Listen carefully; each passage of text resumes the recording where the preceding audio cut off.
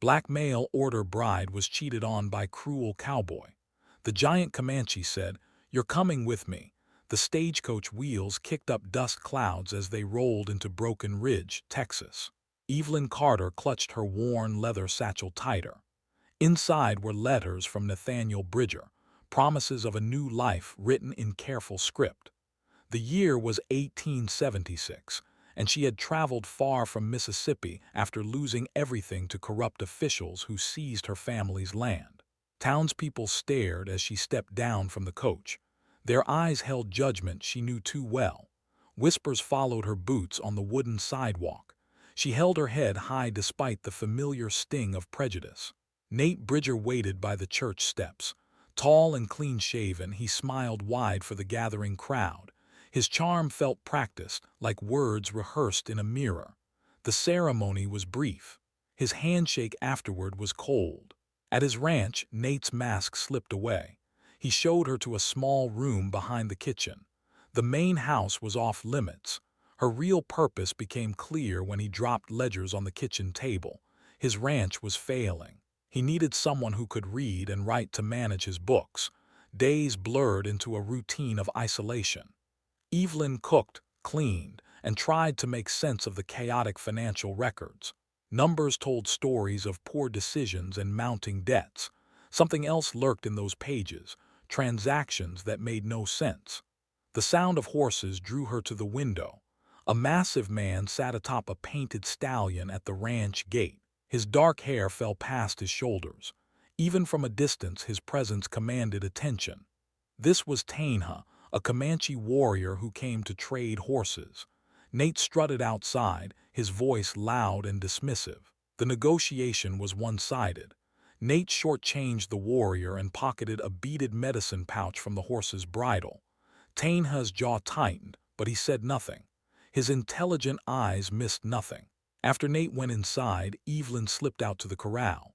She placed the stolen pouch on the fence post. Tainha turned his horse back, saw the gesture, and met her eyes. He nodded once before riding away. Weeks passed in growing misery. Evelyn discovered Nate's affair when she found him with Clara Jensen behind the saloon. He didn't even try to hide it. At the general store, the shopkeeper refused her credit. The town council questioned her right to own property when Nate publicly declared he was done with her. On the edge of town, Evelyn found Maud Dillon's cabin. The reclusive widow sold herbs and kept to herself. Unlike others, Maud looked past skin color to see the person underneath. She became Evelyn's only friend in a place determined to cast her out. The ledgers revealed deeper secrets each night. Money disappeared into accounts that shouldn't exist. Treaty funds meant for local tribes had been diverted. Evelyn's father had taught her to track financial fraud back in Mississippi, skills learned while helping freed slaves recover stolen savings. She was uncovering something dangerous, something that could destroy her completely if discovered. Evelyn's candle burned late into the night as she traced the money trail through Nate's ledgers. Each page revealed another layer of theft. Federal treaty funds meant for Tainha's people had been systematically diverted into private accounts. The amounts were staggering. Thousands of dollars stolen over months. Her father's voice echoed in her memory. He had taught her these techniques in Mississippi after the war. Carpetbaggers had swindled freed slaves out of their savings. Together, they had tracked down the criminals by following paper trails just like this one. The patterns were unmistakable. The floorboards creaked behind her. Nate stood in the doorway, his eyes fixed on the scattered documents. His face shifted from confusion to rage as he realized what she had uncovered. He snatched the ledgers from the table. His threats came in harsh whispers. If she breathed a word about what she had seen, he would tell Sheriff Morrison she was the thief. A black woman's word against a white rancher's meant nothing in Broken Ridge. Everyone would believe him. Evelyn's hands trembled, but her voice stayed steady. She told him the truth would come out eventually. Numbers didn't lie. Federal investigators would ask questions when the treaty payments stopped flowing. Nate's laughter was cold. Sheriff Morrison was already in his pocket. Half the town council owed him favors. Who would believe a mail-order bride who couldn't even keep her husband faithful? The next morning brought Sheriff Morrison to the ranch. He searched Evelyn's belongings while Nate watched with satisfaction. They found nothing because there was nothing to find. But Morrison's message was clear. She was being watched. Any wrong move would give them excuse to act. Evelyn sought refuge at Maud's cabin. The older woman listened without judgment as the story poured out. Maud's weathered hands served tea while her sharp mind processed every detail. The widow shared her own painful history. She had once taught school in town, respected and valued. That changed when she defended Native American children who wanted to learn alongside white students. The school board dismissed her. The community shunned her. She had been living as an outcast ever since. But isolation had its advantages. Maud had been documenting Sheriff Morrison's corruption for years. She showed Evelyn a hidden collection of notes and observations. Morrison took bribes, ignored crimes committed by his friends, and harassed anyone who challenged the established order. Tainha appeared at the cabin door like a shadow given form. His massive frame filled the doorway, but his manner was gentle. He had come seeking Maud's herbs for his sick grandmother.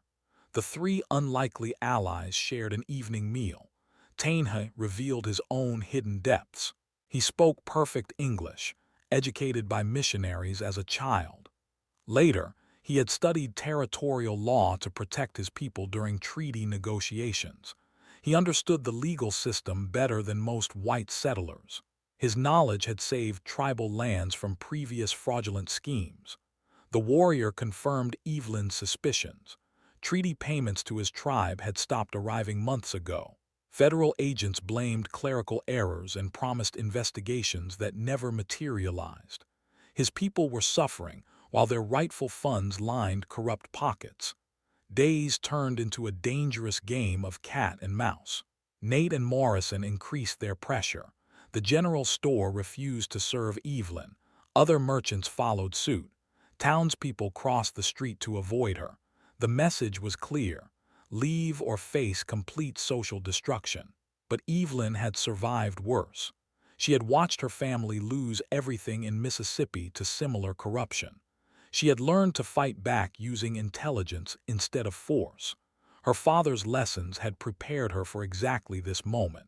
She began copying documents during Nate's absences. Every transaction, every diverted payment, every fraudulent entry was recorded in her careful script. Maud provided paper and ink. Tainha shared knowledge of federal law that would make the crimes impossible to dismiss. The net was closing around them. Morrison's harassment grew bolder. He followed Evelyn through town, making his presence known. Citizens who might have shown kindness kept their distance. Fear ruled Broken Ridge as surely as corruption. Nate's desperation became obvious. He drank more, slept less, and jumped at unexpected sounds. Clara Jensen complained about his violent mood swings. Even his criminal allies began to question his stability. The breaking point came on a humid Tuesday morning. Nate burst into the kitchen where Evelyn was preparing breakfast. He had found evidence of her document copying. Torn pages and ink stains had given her away. His face was twisted with rage and panic. He accused her of planning to destroy him. She replied that he had already destroyed himself through his own choices. Her job was simply to document the truth. Nate's threats escalated to violence. He grabbed her wrist, his grip tight enough to bruise. But Evelyn had learned more than bookkeeping from her father. She knew how to defend herself without escalating conflict. She pulled free and stepped back, her voice calm but firm. Laying hands on her would only add assault to his growing list of crimes. Did he really want to make things worse for himself? Something in her tone penetrated his fury. Nate released her and stumbled backward. But his eyes promised that this confrontation was far from over. The final battle was coming, and only one of them would survive it with their reputation intact. The town square buzzed with unusual activity on Friday morning. Word had spread that Nate Bridger was calling for a public meeting. Citizens gathered in clusters, their voices carrying whispers of scandal and theft. Evelyn watched from Maud's cabin window as the crowd swelled. Sheriff Morrison stood beside a makeshift platform, his badge catching the morning sun. His presence legitimized whatever spectacle Nate had planned. The corrupt lawman's reputation gave weight to any accusations that would follow. Nate climbed onto the wooden crates that served as his stage. His voice carried across the square as he painted himself as the victim. He claimed his trusted wife had been stealing from him since her arrival. The missing money had forced him to default on debts and obligations. He produced a leather pouch filled with gold coins. This, he declared, was evidence of Evelyn's theft. He had found it hidden in her belongings during a search of his own property. The crowd murmured with shocked disapproval. Evelyn recognized the pouch immediately. It was the same one Nate had stolen from Tainha's horse months earlier. The beadwork was distinctive, clearly Native American in origin. Nate was using it to frame her while destroying evidence of his own theft. The crowd's mood turned ugly. Voices called for immediate justice. Some demanded she be run out of town on the next stage. Others suggested harsher punishments. The fear and prejudice she had faced since arriving now crystallized into mob mentality. Sheriff Morrison stepped forward to make the charges official. He spoke of evidence and witnesses, though Evelyn knew both were fabricated. The legal system that should have protected her was instead being weaponized against her. Maud gripped Evelyn's arm, urging her to flee through the back door. They could reach the woods before the mob arrived at the cabin. Tainha had horses waiting beyond the ridge. Escape was still possible if they moved quickly. But Evelyn had run from corruption once before. In Mississippi, she had watched good people lose everything because no one was brave enough to fight back. The same pattern was repeating itself in Broken Ridge. Someone had to break the cycle. She walked into the square with her head held high. The crowd parted as she approached the platform, their hostility palpable. Nate's confident smile faltered when he saw her approaching instead of fleeing. Evelyn's voice cut through the murmur of the crowd. She called Nate's bluff, demanding to know why the evidence pouch bore Comanche beadwork if she had supposedly stolen it from his personal funds. The distinctive patterns told a story that contradicted his narrative. The crowd's attention shifted as they examined the pouch more closely. Several people recognized the craftsmanship. They had seen similar work at trading posts and tribal gatherings. Doubt began to creep into their certainty. Nate scrambled to explain the inconsistency. He claimed Evelyn must have traded with natives using his stolen money, but his explanation sounded desperate, forced. The confident prosecutor was becoming a defensive suspect. That's when Tainha emerged from the crowd. His massive frame commanded immediate attention as he moved through the gathered townspeople. Citizens stepped aside, their earlier bravado evaporating in the presence of the Comanche warrior.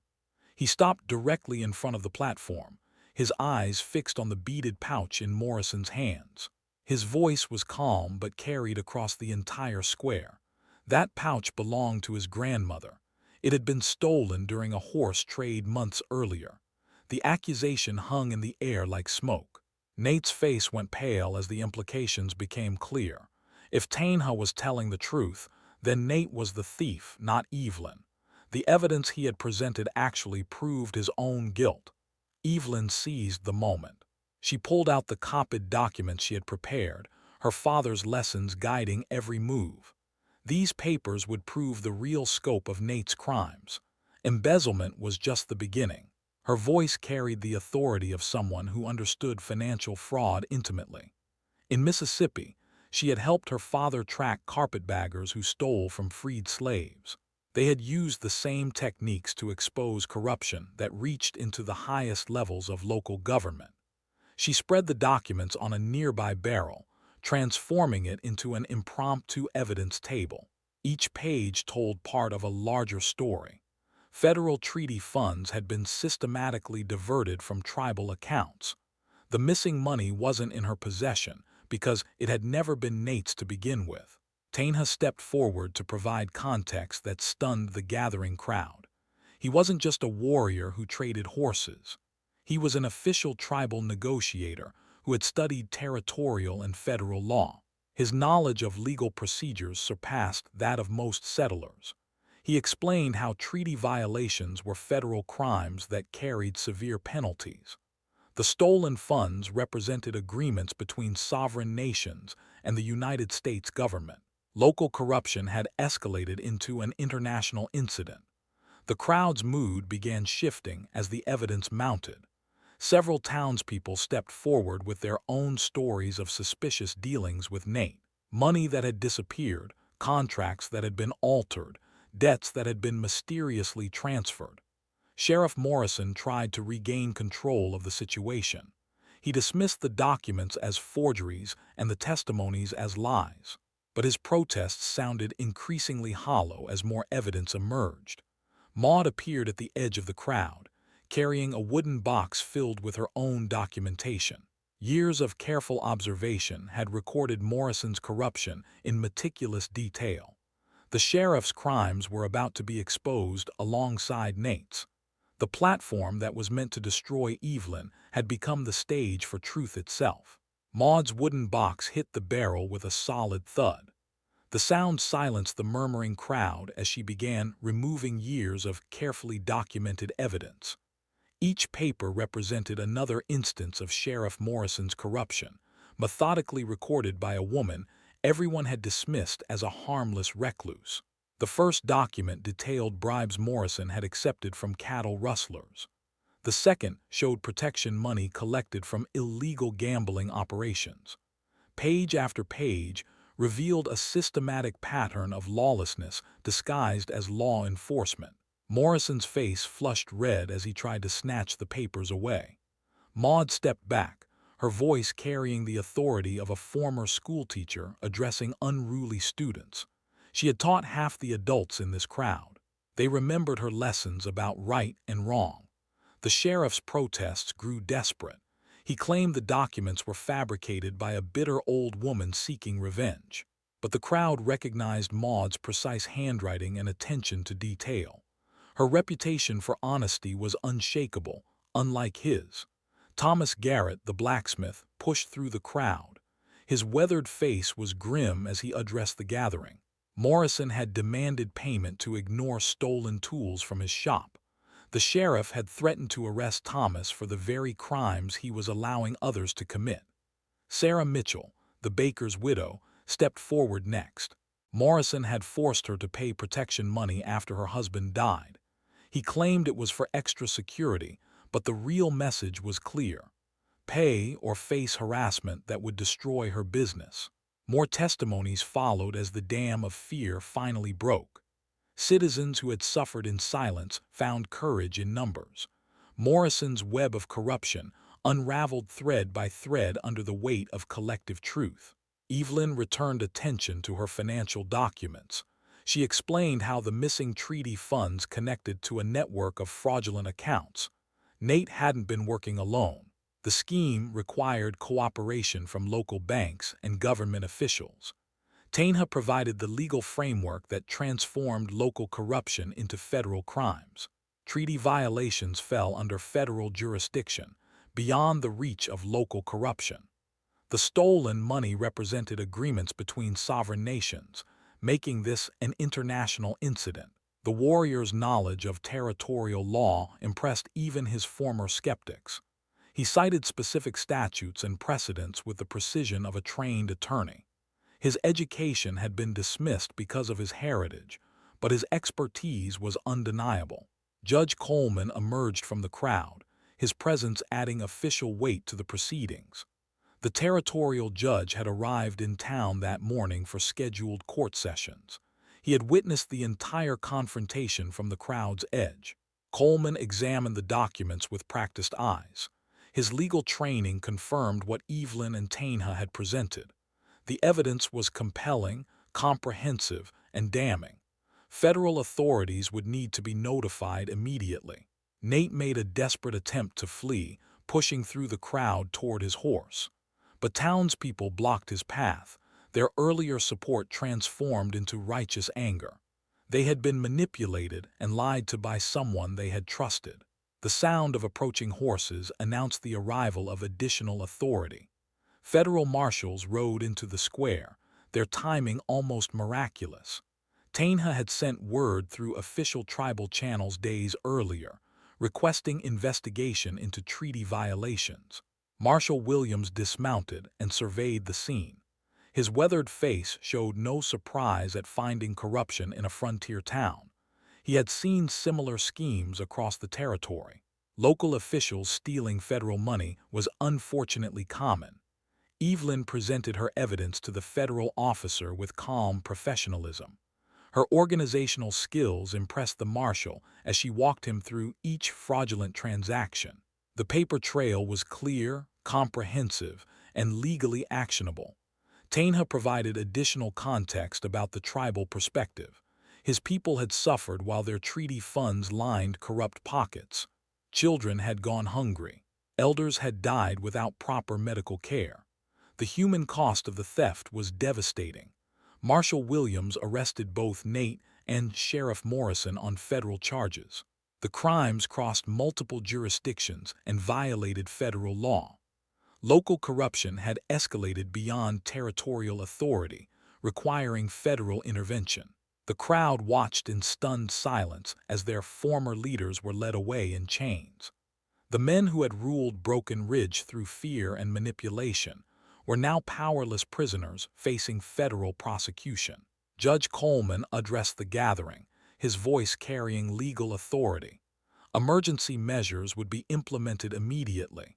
A new sheriff would be appointed through proper channels. Federal oversight would continue until local government could be trusted again. Several townspeople approached Evelyn with apologies and offers of support. They recognized their complicity in her persecution and wanted to make amends. The community's conscience was awakening after months of moral slumber.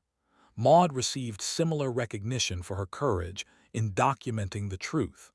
Her years of patient observation had provided crucial evidence for federal prosecution. The reclusive widow had become an unlikely hero in the fight against corruption. Tainha's status in the community transformed completely. His legal knowledge and diplomatic skills earned respect that transcended racial prejudice. He was invited to participate in discussions about the town's future governance. The platform that had been built to destroy Evelyn now served as a symbol of justice restored. Truth had triumphed over deception through careful documentation and courageous testimony. The community had learned painful lessons about the cost of complacency. As the crowd dispersed, three unlikely allies stood together in the empty square. An African-American woman, a Comanche warrior, and a widowed teacher had challenged corruption through intelligence and determination. Their victory belonged to everyone who valued justice over prejudice. The sun was setting over Broken Ridge, but dawn was breaking on a new chapter in the town's history.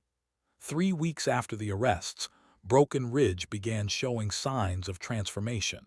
Federal marshals had completed their investigation, seizing Nate's ranch and recovering most of the stolen treaty funds.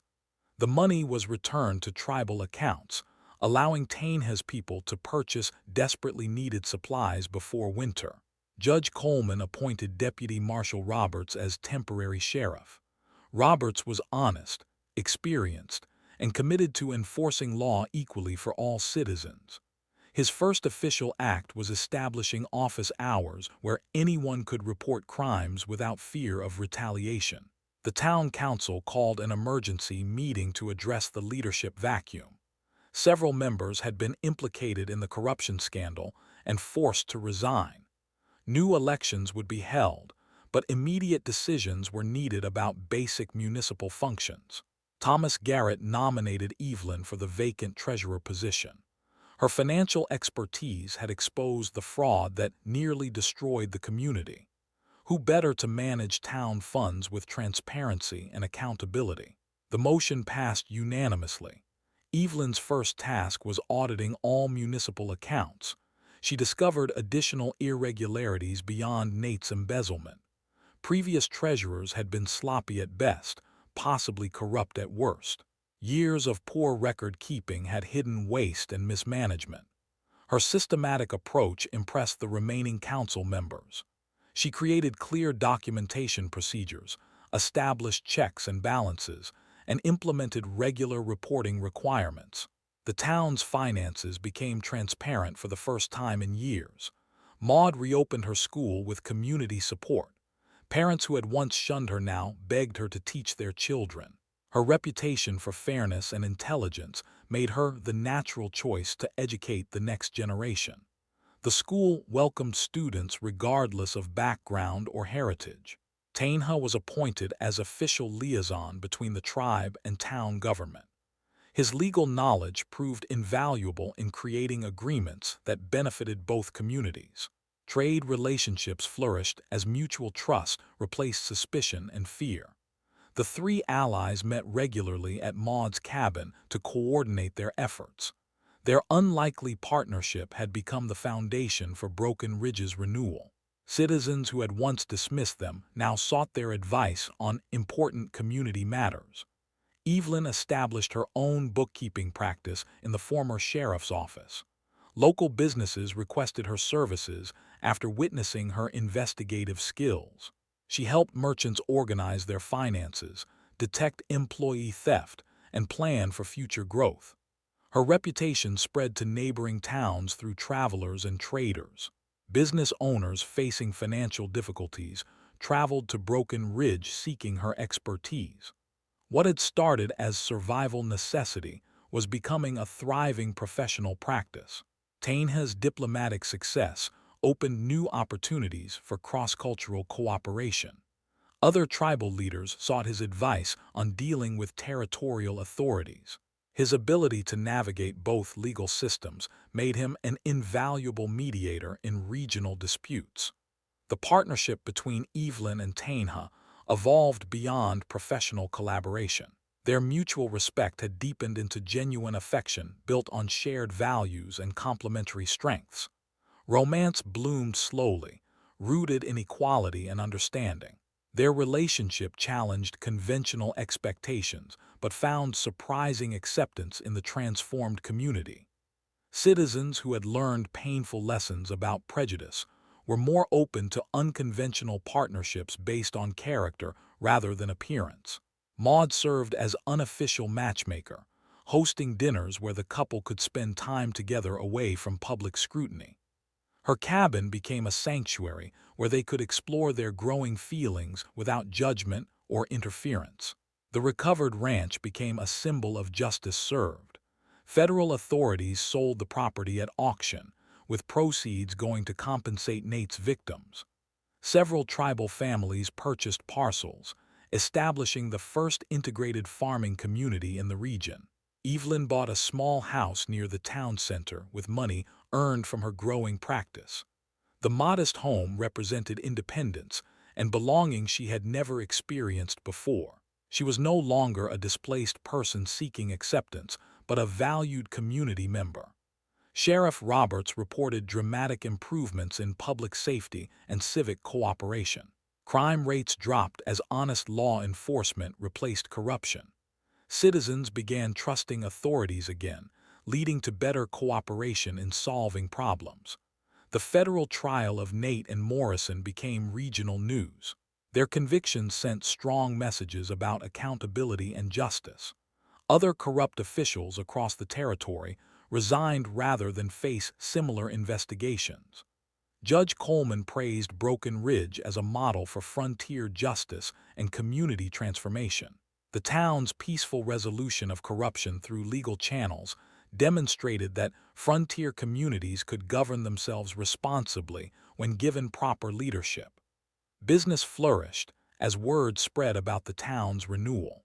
Merchants arrived to establish shops serving the growing population. The combination of honest government and diverse community attracted settlers seeking opportunity without exploitation. Evelyn's success inspired other women to pursue independent careers.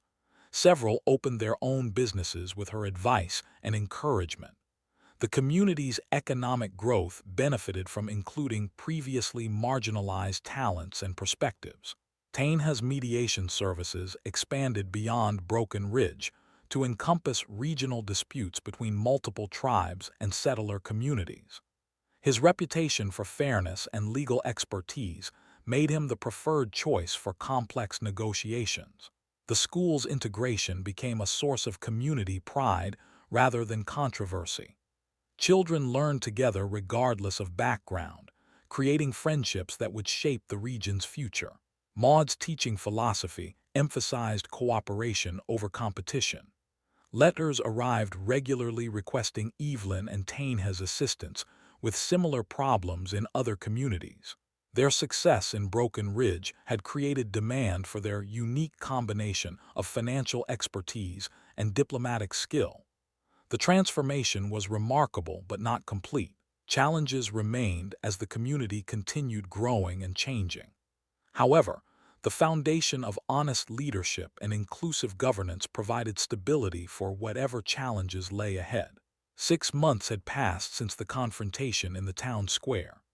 Evelyn stood before the expanded Broken Ridge Town Council, no longer as a desperate mail-order bride, but as an elected representative helping draft new municipal laws. The transformation was remarkable, even to those who had witnessed it firsthand. The council chambers buzzed with productive energy as representatives from 3 neighboring communities observed the proceedings. Word of Broken Ridge's successful integration had spread across the territory. Other towns facing similar challenges sought to replicate their peaceful solutions. Tainha sat beside Evelyn as her equal partner in both governance and life. Their consulting business had grown beyond anyone's expectations. Requests for their services arrived weekly from communities struggling with corruption, discrimination, or cross-cultural conflicts. Their latest contract came from territorial officials in the capital. Government leaders wanted their expertise in developing policies for peaceful coexistence between settlers and tribal communities. What had begun as personal survival had evolved into systemic change. Evelyn presented the quarterly financial report with quiet pride. Municipal revenues had increased 40% since implementing transparent accounting practices. Honest government attracted honest business, creating prosperity that benefited everyone. The integrated school had become a regional attraction. Educators traveled from distant cities to observe Maud's teaching methods. Her approach to inclusive education was being adopted in communities across 3 territories. The former recluse had become an influential voice in frontier education. Sheriff Roberts reported the lowest crime rates in the county. Honest law enforcement combined with economic opportunity had transformed Broken Ridge from a corrupt backwater into a model community. Federal authorities regularly cited the town as an example of successful frontier governance. Marriage between Evelyn and Tainha had been celebrated by the entire community. Their wedding represented more than personal happiness. It symbolized the possibility of unity across cultural divides when built on mutual respect and shared values. Their home had become an informal meeting place for community leaders addressing regional challenges. The house where Evelyn had first found independence now served as a center for expanding justice throughout the territory. Letters arrived daily from African American women seeking advice about establishing independent lives on the frontier. Evelyn's story had spread through networks of churches and community organizations. She had become an inspiration for others facing similar struggles.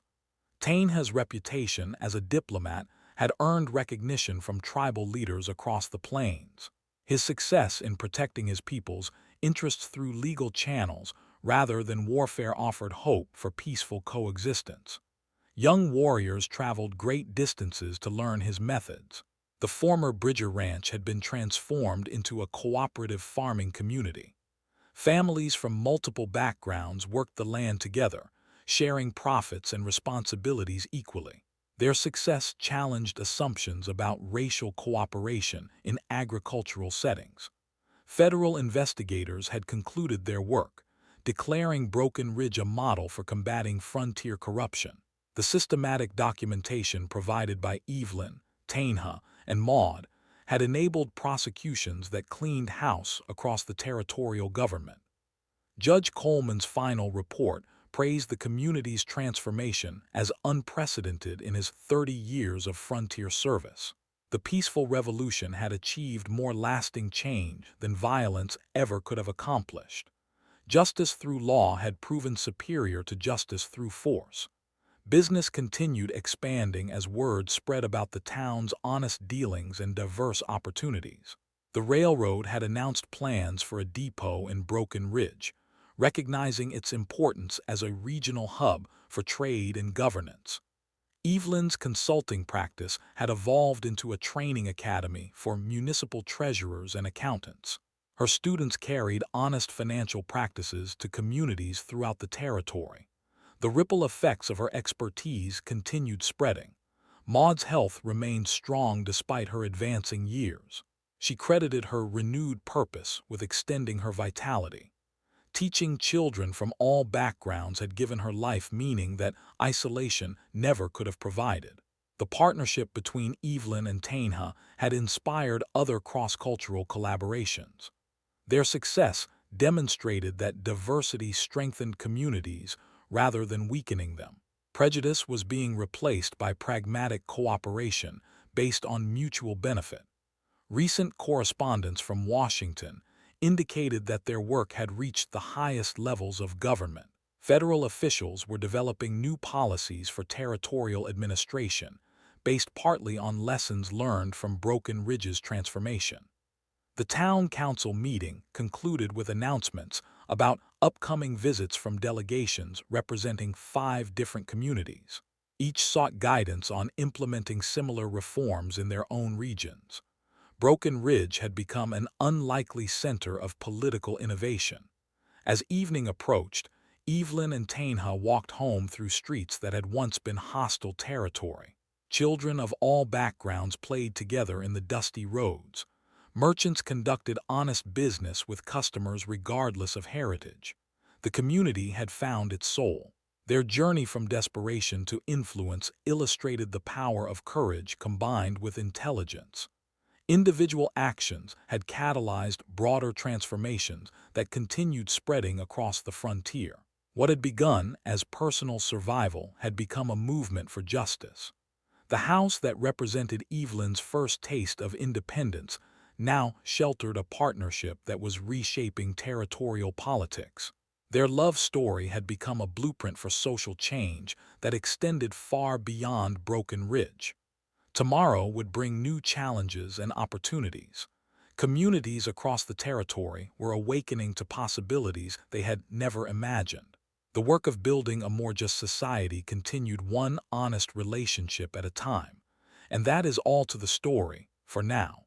Please let me know where you are tuning in from. Perhaps we will create a story there.